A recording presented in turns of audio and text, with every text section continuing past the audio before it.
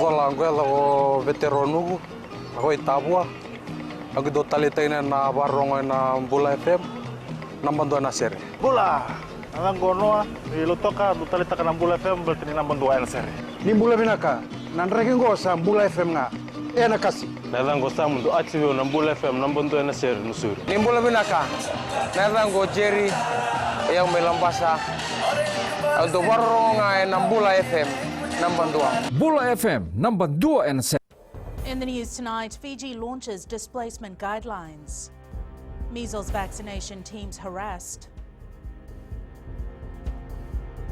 And Weralangi gets 14 years jail term for child trafficking.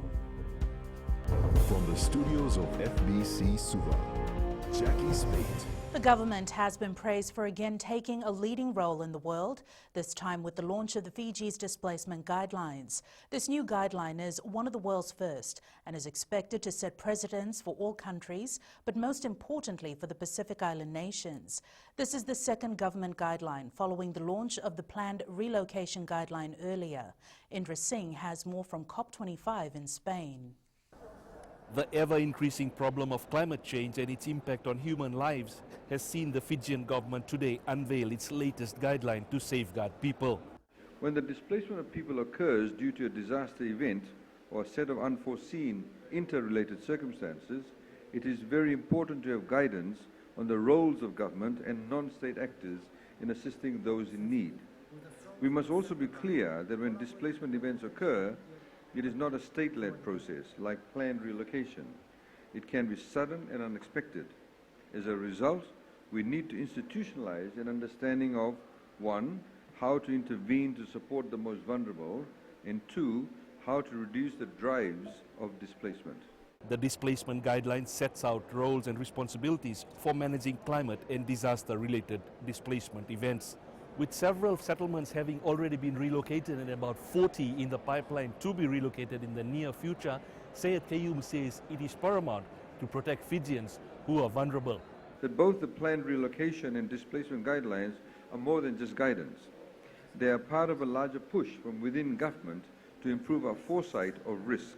The state also having already set up Fiji's Climate Relocation and Displaced People's Trust Fund. So moving a community, ladies and gentlemen, is more than just moving a group of houses. It is about rebuilding a community and indeed a sense of community. It is about ensuring access to jobs, schools, medical services, sustainable living, all of which requires detailed and coordinated planning between a wide range of government agencies and other organizations. The experts also welcoming Fiji's latest move, saying it sets a platform for the world to follow. We look very much at Fiji's engagement to champion the questions of human mobility and in particular of displacement in connection to climate change. It's coming from a country which is actually on the front of tackling climate change. What better witness in this climate change battle we are having could actually represent a better solution. Fiji has been making a lot of noise here at COP25, and this is the latest such doing on part of a small island nation. Now, this sets a platform for not only us, but for the Pacific to make its voices heard on the world stage, because climate change is a reality and COP25 is just a discussion point, but actions is needed amidst all the fanfare that's taking place here in Madrid. Interesting, FBC News. The importance of reefs such as the Great Sea Reef in Vanua is not understood by most in the world, says Prime Minister Voreqe Bainimarama. The Great Sea Reef runs for over 200 kilometers from the northeastern tip of Undu Point. Speaking at COP25 in Spain, Bainimarama says our reefs are in grave danger. We in Fiji are keenly aware of the Great Sea Reef and of its vital importance to the way we live, what we eat, and how we protect ourselves from natural disasters. But I say natural disaster with some aversion. I personally have a hard time seeing what's natural about the record-breaking cyclones devastating local communities and economies. Reports say covering less than 0.1% of the seabed, Coral reefs support about 25% of global marine life, but man-made factors including rising water temperatures caused by climate change, ocean acidification and destructive fishing practices have led to the demise of many of the world's coral reefs. It is humankind that is to blame for the climate emergency that is ravaging our reefs with superstorms and mass bleaching. Compounding this destruction are flows of waste and plastic pollution, choking our waterways, destructive overfishing, and other abuses of ocean resources. Teen activist from Sweden, Greta Thunberg, who has urged immediate action to address a global climate crisis, was named Time magazine's Person of the Year for 2019. She is the youngest person to have ever received the accolade. Thunberg was lauded by Time for starting an environmental campaign in August last year, which became a global movement, initially skipping school and camping out in front of the Swedish parliament to demand action. Thunberg, who turned 17 in January, continues to beat the drum, saying in Madrid last week that the voices of climate strikers are being heard, but politicians are still not taking action. When I first started this, I didn't expect anything. I thought that we'll just see what happens, and if nothing happens, then it's fine. But I never would have imagined that it was going to be this big. Teams carrying out the measles vaccination program are having to deal with troublesome situations. Health Minister Dr. Firemi Wanganambete has revealed some of his staff are being harassed while others have had personal effects stolen. Kelly Vadala reports. As proactive actions to stem the spread of measles continues, concerns were today raised that some Fijians are turning up to vaccination tents with ulterior motives. Some individuals have tried to steal some of the property of our staff, which is disappointing, but in every good motive that the government has, there will always be individuals who have different motives, and we just have to make sure that we're working hand in hand with the police and providing security in our tents and with our staff. So we encourage one another to come to the tents and have vaccination, but please ask people not to harass our staff. Dr. Wanganambete says many of these health professionals are women, and it's crucial that they're able to carry out services without fear. 67% of our Ministry of Health staff are women, and we need to look after our sisters and our daughters. We need to talk about it and make sure that they are protected, that they should be able to provide health service without the fear of being harassed and victimized. Police Chief of Operations ACP Maritino Ngyolebu says officers have been deployed to various posts to ensure the safety of health workers. There are now 19 confirmed cases of measles. The latest case is an infant from Dabuilebu in Rewa who stayed at Saumakia settlement in Neita Siri and the Korobo prison compound in Suva. Kelly Vadala, FBC News. Meanwhile, Tourism Fiji is closely following the Health Ministry's measles advisory. Chief Executive Matthew Stockwell says they are referring visitors to the ministry who may have any questions regarding the outbreak. However, he says they cannot give an indication at this stage whether the outbreak has impacted the visitor arrivals. The latest statistics available are from the Fiji Bureau of Stats, and that's for the period of October. It's very difficult to tell in any of our statistics what causes either an increase or decrease. So some further analysis would need to be undertaken to assess whether the measles was having an impact on Fiji. This morning, when delivering sentence for Chesavata Werelangi, High Court Judge Daniel Gownder said subjecting a child to torture and involving them in activities such as sexual servitude is unacceptable. Gownder sentenced 38-year-old Werelangi to 14 years in prison. Catherine Krishna has more. The High Court judge stated the accused sold the girl to different men over 3 days, which is an aggravating factor. The court heard that the complainant feared Werelangi and did as he instructed and was sold for sex, with the two of them sharing the money. The judge stated that the 15-year-old was treated like a sex slave. Werelangi was convicted of 3 counts of domestic trafficking in children and 1 count of aggravated sexual servitude.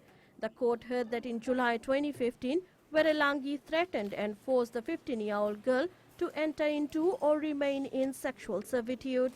where Langi also facilitated the transportation of the girl from Nosori to Rewa Street in Suva with the intent that the girl would be used to provide sexual services. A non-parole period of 10 years has been set. Catherine Krishna, FBC News. Up ahead, man questioned in relation to Kalakana missing girl, and Green Jobs assessment report to assist government. Details after the break.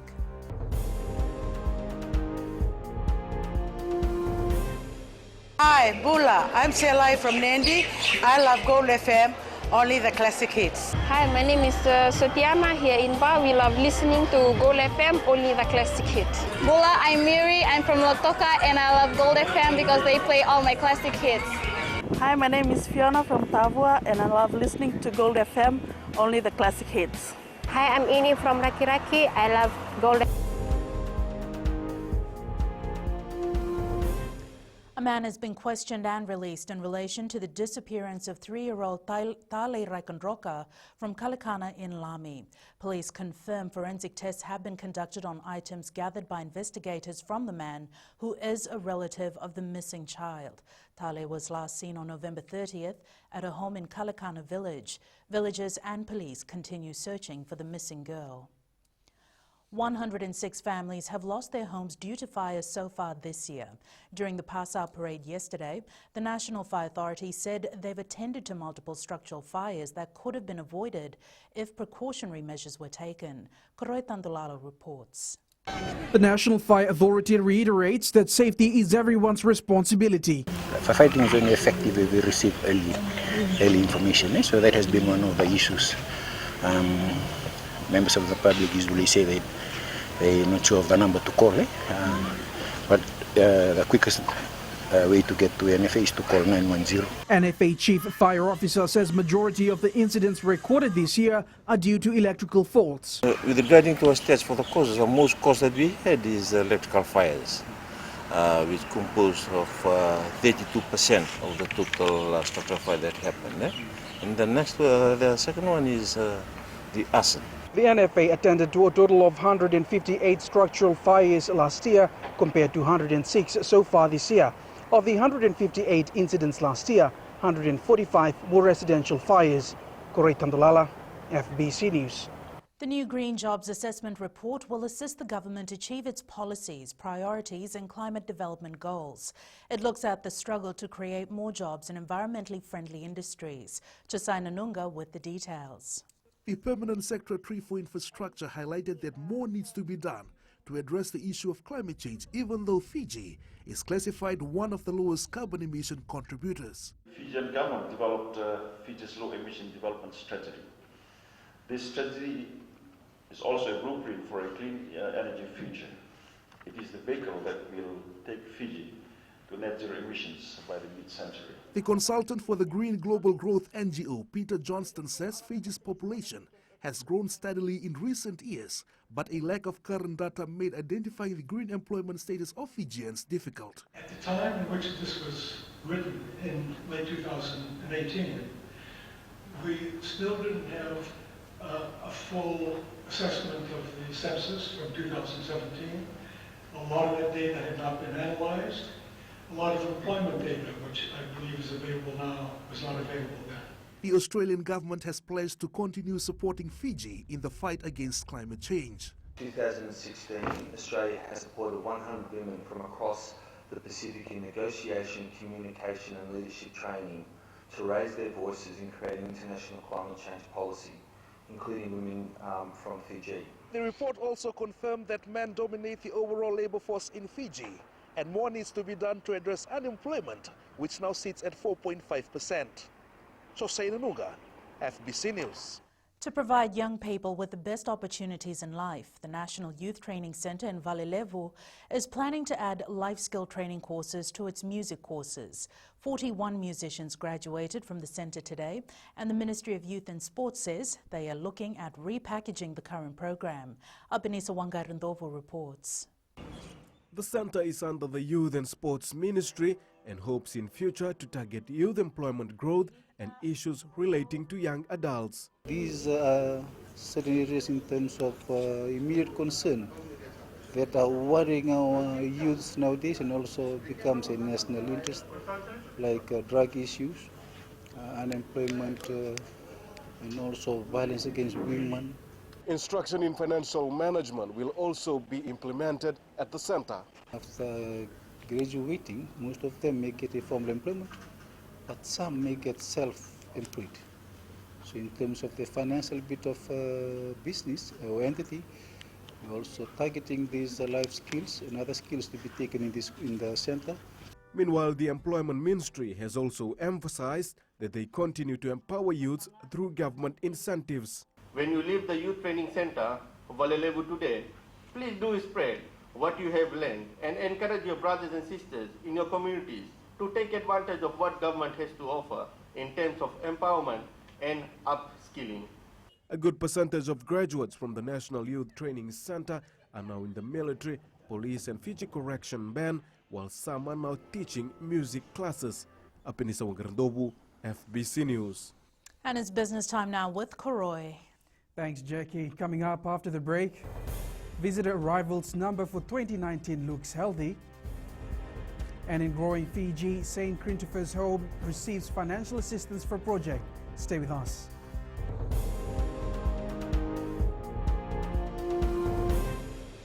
Hi, I'm Shamiza. And I'm Salma. We're from Nandi and we love Mirchi FM because it's hot. My name is Rajnita Lata and I'm from Vatulaloba. और हम सब मिर्ची FM सुनता है because it's hot. Hi, my name is Vinita. I'm from Lambasa. I love listening to Mirchi FM. It's number one.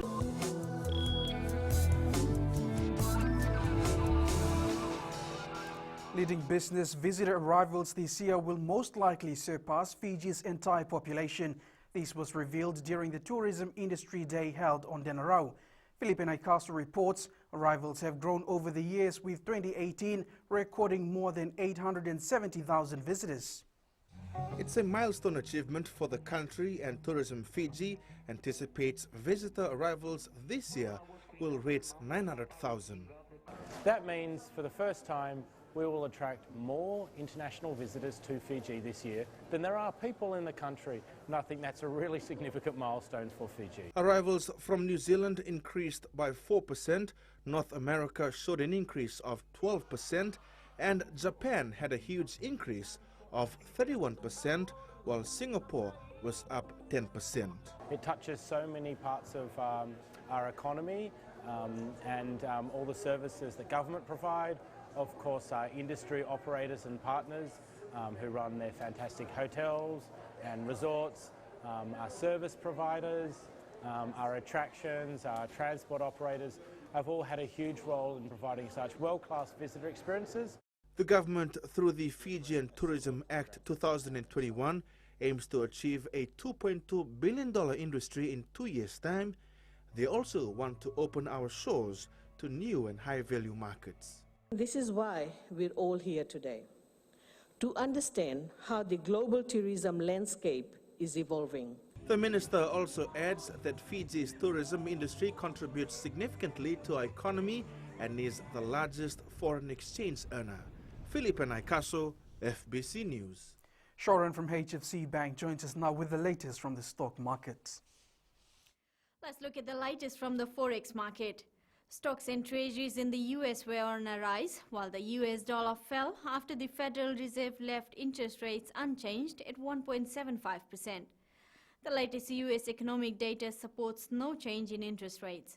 Inflation in the world's largest economy came in higher than expected in November, while employment figures released last week were better than expected. This means that Fed is likely to keep rates on hold in the near term, following 3 cuts earlier this year. Meanwhile, sterling traded near its highest in more than 2 years against the euro and close to an 8-month high against the US dollar. This comes after voters in the UK head to the polls in the next few hours for a snap parliamentary election, which will determine whether Britain exits the EU in an orderly fashion. So let's see how the election results affect the trader sentiments tomorrow. And that's all from HFC Bank for now. Vinaka. Here are today's exchange rates as set this morning. The Fiji dollar remained generally on the rise. It gained against the Chinese yuan, the US dollar, the PNG kina, the euro and the Japanese yen. However, it slipped slightly against the Aussie and Kiwi dollars. Commodities were mixed. Oil prices dropped a few cents but still linger near $59 per barrel. Gold rose to new heights at $1,474 per ounce, and silver closed higher at $16.89 per ounce. A new Moana Boys home will be constructed soon for young male orphans staying at the St. Christopher's home in Nakasi. The project will allow boys to remain close to the home, as currently those over 12 years are sent to Velomani home in Ba. Saniani Boiler reports, as a result, many of these boys are separated from their sisters.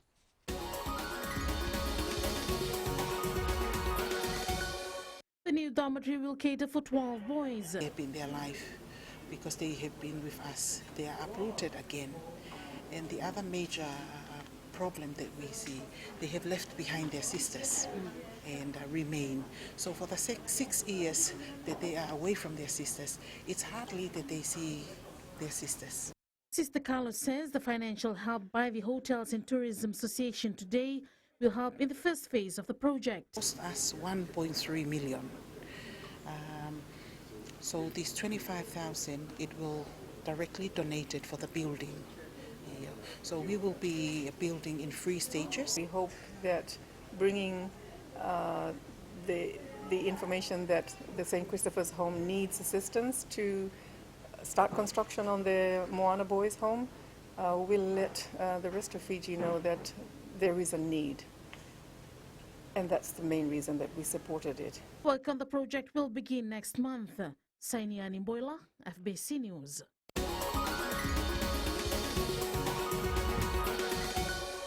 That's it from Business Tonight. Jamie joins in now with the latest from sports. Naka Koroi and good evening. Coming up in sports, one local applicant for Flying Fijians coaching job, and Fiji Sevens hungry for redemption. This and more after the break.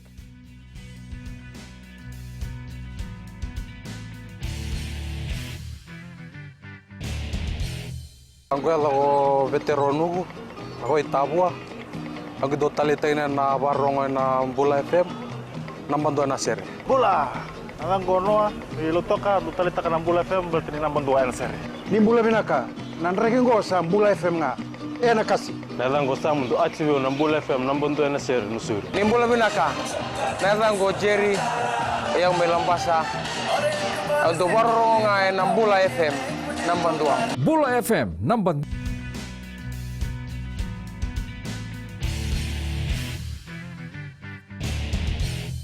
Senirusi Sirubakula has applied for the Flying Fijians coaching job.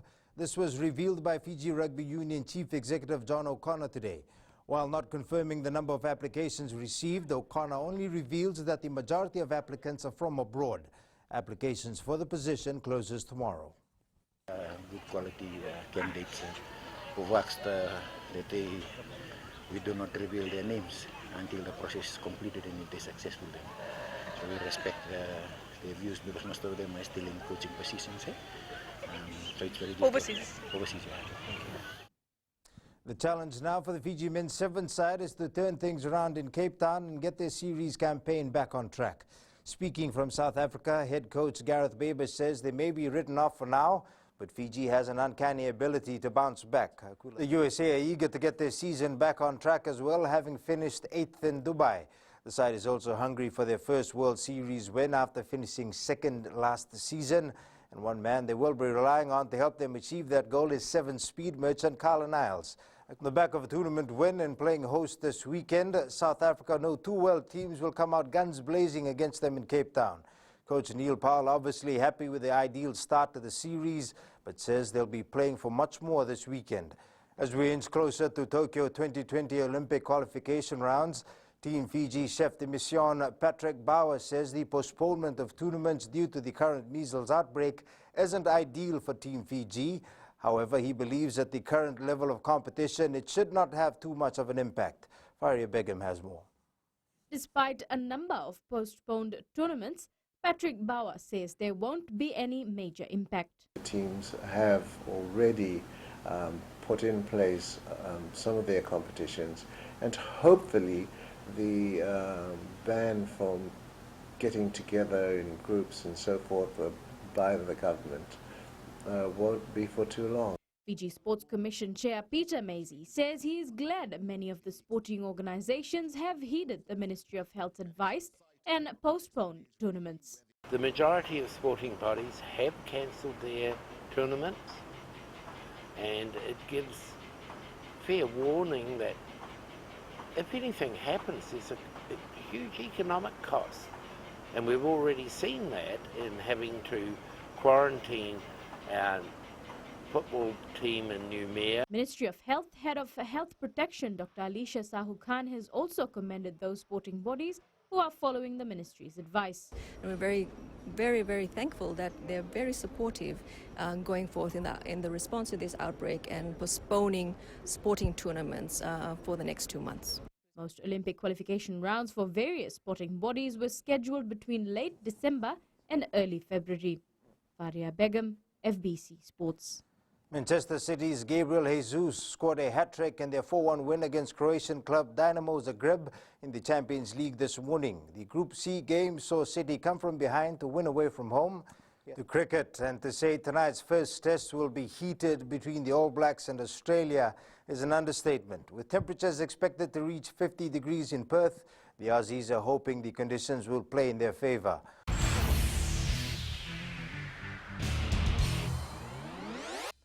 The Fiji Sevens side may not have won the Dubai Sevens title, but they sure did the nation proud. Former captain Jerry Tuai and the players recorded a short video message for the people of Samoa, currently battling the measles epidemic. Bula Samoa, on behalf of the Fiji Sevens team, we want to wish you all the best, and we pray for you. We are thinking about you on facing your hardship right now, and we pray that we'll overcome all hardship and we'll rise again. Help Samoa!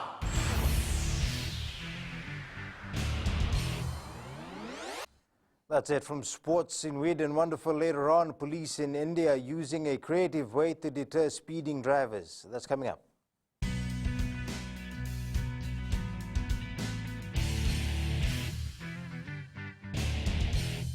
हमारा नाम उमेश कुमार, हम रहता है लेबू और radio Fiji में हरदम सुनता, बहुत पुराना गाना लगे और बहुत रोते सुनता, बहुत अच्छा लगे हमको। उमेश चंद्रा और कांता चंद्रा हमारा वाइफ है। हम लोग रेडियो फीजी 2 बहुत सुंदर से सुनता है, बहुत अच्छा प्रोग्राम, नंबर 1 रेडियो। कुमार स्वामी नायकर गोंगवा लेबू लटोका, रेडियो फीजी 2 में पुराना गाना लगे, हमें बहुत अच्छा लगे। Kumar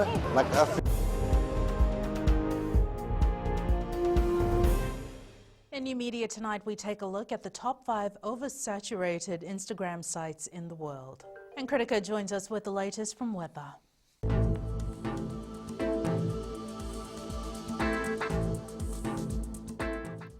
It was a generally sunny day across the nation, with some light cloudiness and a few scattered showers. Southerly winds are keeping the temperature moderate. Looking at the west, a fine day with light cloud and sunshine. Eastwards from Peck Harbour to Suva, there was some cloud cover and early showers. And up north, pretty much the same for Lambasa and Savu-Savu, a fine day overall. At sea, south to southeast winds 10 to 15 knots with moderate to rough seas. For the tides, the next high tide is at 7:32 p.m. followed by low tide at 2:03 a.m. Sunrise will be at 6:23 in the morning, of course. And for tomorrow, expect much the same conditions with the occasional scattered shower. Temperatures will be in the low 30s. Looking at the weekend, expect the return of more humid condition and scattered showers. So it looks like a fairly nice weekend. Jackie. Thanks so much for that, Kritika. And Fijian Pulse, we asked, what do you think of the use of graphic images to prevent road accidents?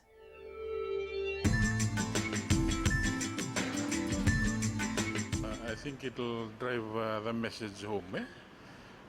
Before we were using cartoon, I think drivers would have taken it lightly. Yes, I think it is a good idea because it may reduce the number of accidents. However, I feel that it may have a detrimental effect on children.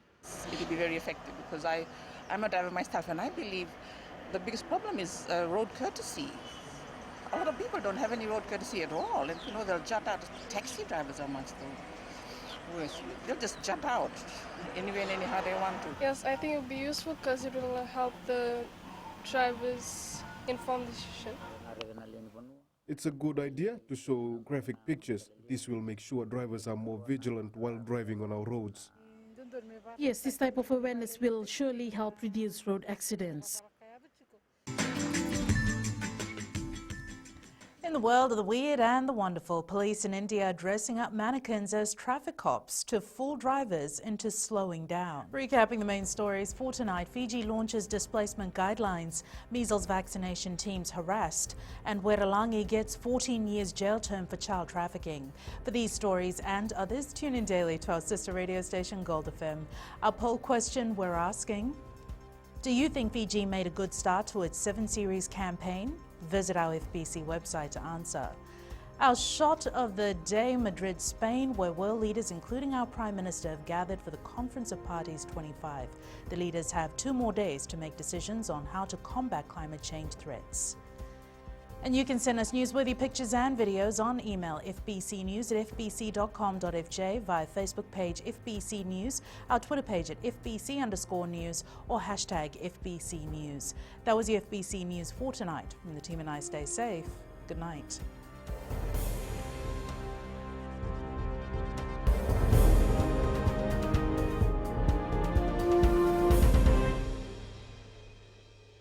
Hi, I'm Shamiza. And I'm Salma. We're from Nandi and we love Mirchi FM because it's hot. My name is Rajnita Lata and I'm from Vatulaloba. और हम सब मिर्ची FM सुनता है because it's hot. Hi, my name is Vinita. I'm from Lambasa. I love listening to Mirchi FM. It's number 1. हमारा नाम सागर रेड्डी है. हम लोग स्कूल में, हम लोग घर में और कहीं भी रहता हम लोग कल मिर्ची FM सुनता. गोल्ड टाउन तावा में मिर्ची FM दागो मामा. Mirchi FM, it's hot.